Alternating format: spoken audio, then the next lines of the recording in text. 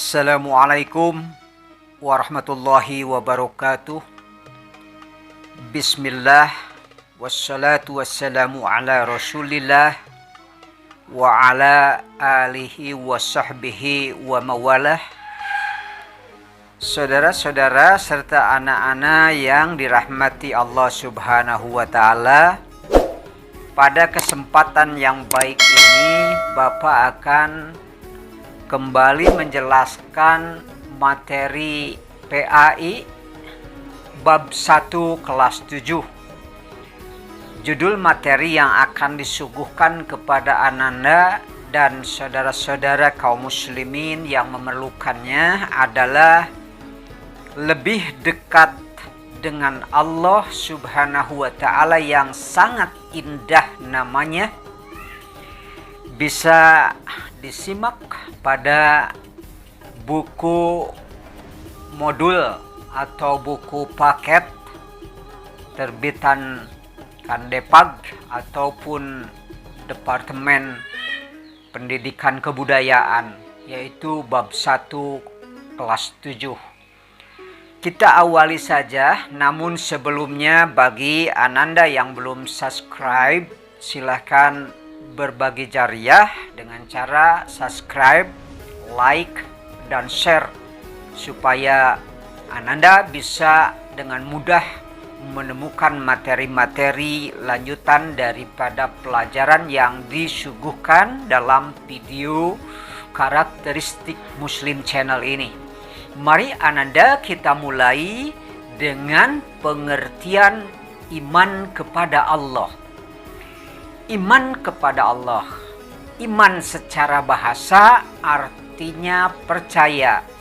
Sedangkan menurut istilah, iman artinya percaya dan yakin dengan sepenuh hati, mengucapkan dengan lisan dan membuktikan dengan perbuatan.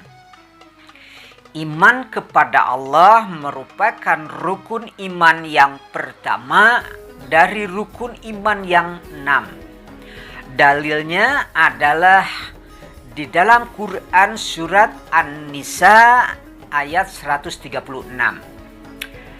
Ananda sekalian, kita lanjut dengan pokok bahasan atau indikator yang kedua, yaitu makna Asma'ul Husna. Asma'ul Husna artinya nama-nama Allah yang baik.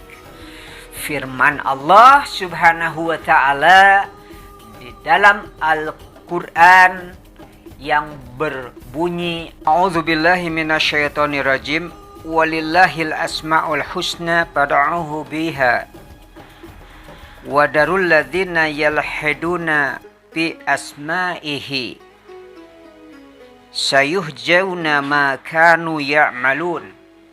Artinya, dan Allah memiliki asma'ul husna, nama-nama yang baik, maka bermohonlah kepadanya dengan menyebut asma'ul husna itu, dan tinggalkanlah orang-orang yang menyalahartikan nama-namanya.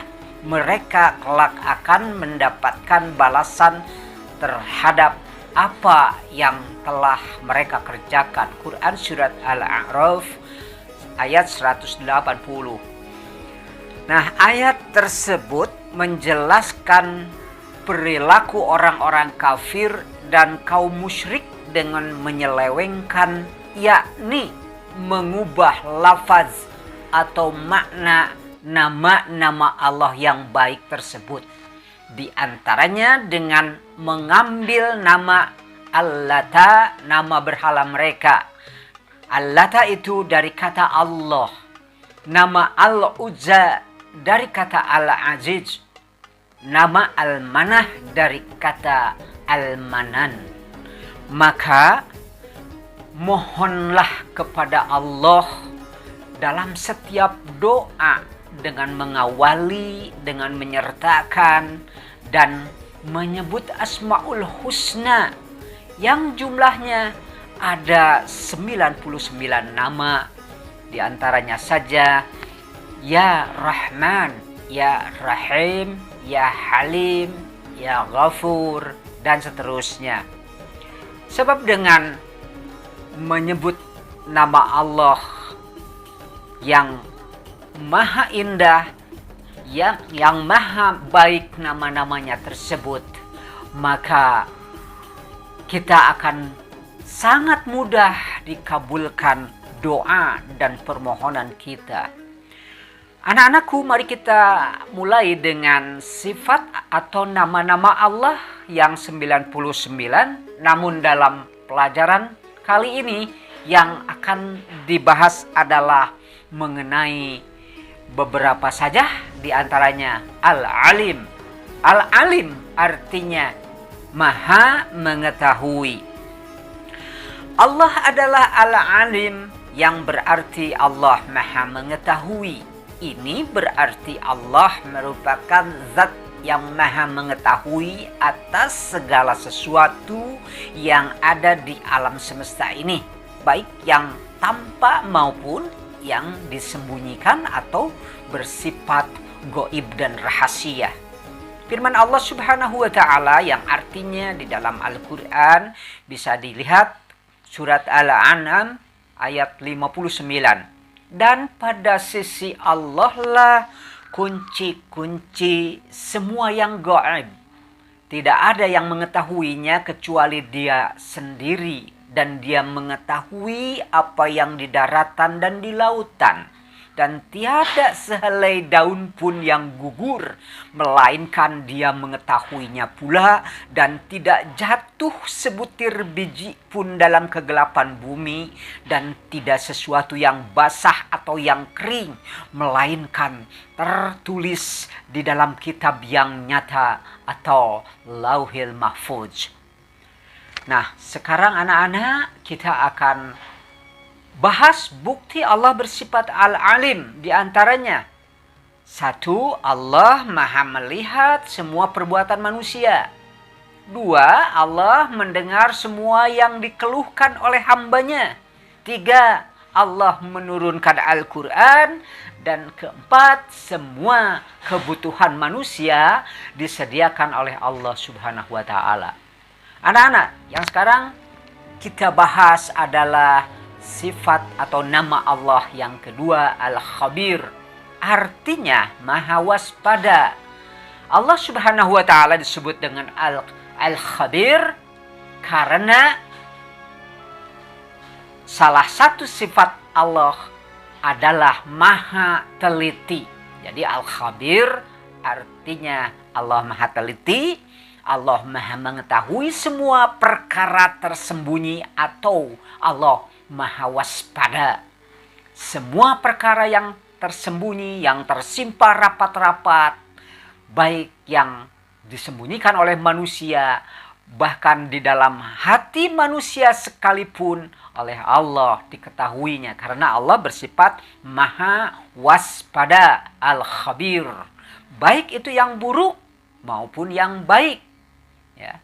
Baik yang sifatnya mulia maupun sifatnya yang tercela yang ada di dalam diri dan di dalam batin manusia.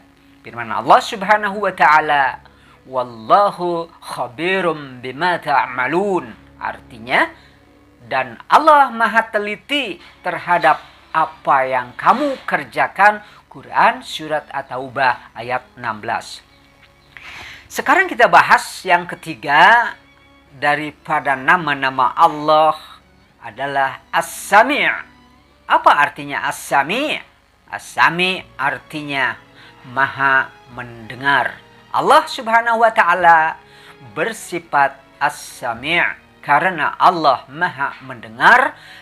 Tak ada satupun yang bisa dan luput dari pendengaran Allah Subhanahu wa ta'ala. Bahkan suara hati manusia sekalipun yang hanya bergema di dalam hati, kemudian tidak dilisankan oleh manusia, semua terdengar bagi Allah Subhanahu wa ta'ala. Karena Allah bersifat As-Sami'. Firman Allah Subhanahu wa ta'ala, wallahu sami'un alim. Dan Allah maha mendengar lagi maha mengetahui. Quran surat Al-Baqarah ayat 256. Kita akan bahas sekarang sifat berikutnya, yaitu Al-Bashir. Artinya Maha melihat. Allah melihat segala sesuatu, walaupun yang kecil dan tidak bisa dilihat oleh mata manusia, seperti partikel-partikel yang sangat kecil, atom, serta makhluk-makhluk yang hanya mampu dilihat oleh manusia menggunakan alat pembesar. Namun Allah mampu melihat semua itu dengan tidak pakai alat, bisa melihatnya langsung, dan ini semuanya sungguh bisa dilakukan oleh Allah, tetapi oleh manusia tidak sanggup melihatnya. Tetapi Allah Maha sanggup melihat yang kecil dan yang tersembunyi. Firman Allah Subhanahu wa taala, A'udzubillahi minasyaitonirrajim, Innallaha ya'lamu ghaibas samawati wal ard, wallahu basyirun bima ta'malun. Artinya sungguh Allah mengetahui apa yang gaib di langit dan di bumi, dan Allah Maha melihat apa yang kamu kerjakan. Ini tertera dalam Quran surat Al-Hujurat ayat 18. Nah, sekarang yang terakhir ingin disampaikan pelajarannya, yaitu hikmah beriman kepada Allah Subhanahu wa taala. Pertama, Allah akan senantiasa memberikan pertolongan kepada hambanya yang beriman. Silahkan tengok di dalam Quran surat Al-Mu'minun. Al-Mu'min ayat 51.